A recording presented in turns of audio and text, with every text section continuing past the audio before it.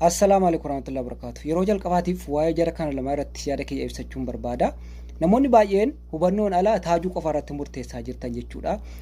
Dhimma jara kana lama irratti tun galiin dhimma jaalala irraa waa xiqqoo isin ibsuu barbaada. Jaalalti bakka hedduutti qoodama. Isaan keessaa jaalala namni bultiif jaallatu, jaalala namni obbolummaa yookaan haadhaaf abbaa jaallatu, itti aansuun jaalala namni biyya isaa jaallatu, jaalala namni amantaa isaa jaallatu. Isaan kana hunda keessaa jaalala namni bultiidhaaf si jaallatu alatti jaalaloonni jiran daangaan qaban.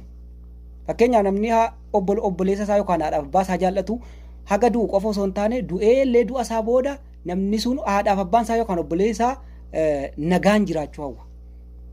Namni jaalala amantaa qabus ofii du'ee du'a isaa boodallee amantaan isaa sun nagaan akka jiraattu hawwa. Akkasuma jaalalti biyyaas akkuma sana jechuudha. Garuu jaalala namni bultiif si jaallatu dhumti isaa haga ati isaa wajjin jirtuu fi isa jaallattu qofa. Obboleewwan kee wanti isin hubachuu qabdan. Duuba namni dhugaadhaan si jaallate tokko si ajjeesuu dhiisiitii ofuuyyuu ajjeesa.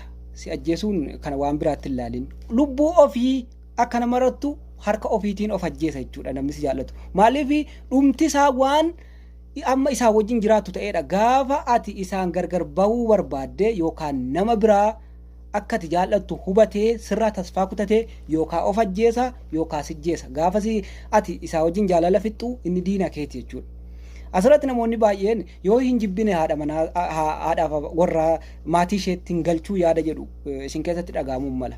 Kana wallaalle isin dura beekanni.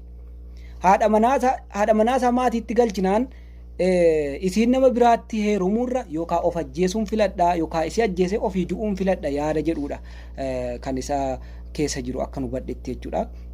Duuba asirratti yoo hubattanitti obboleewwan kiyyaa namni tokko haadha ilmaan isaa dhiisiiti nama sooshaal miidiyaa kana dubartiif dhiira sooshaal miidiyaa irratti namoonni wal baran waliin ajjeesan akka taphitti wal ajjeesuu waan xiqqoo miti.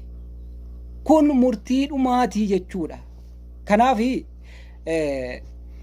yeroo baay'ee dhiifama godhaatii dubartoonni kun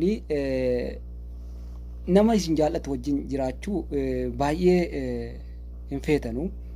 Keessaa tokko siinoo nam tokko baafnaan jechuudha.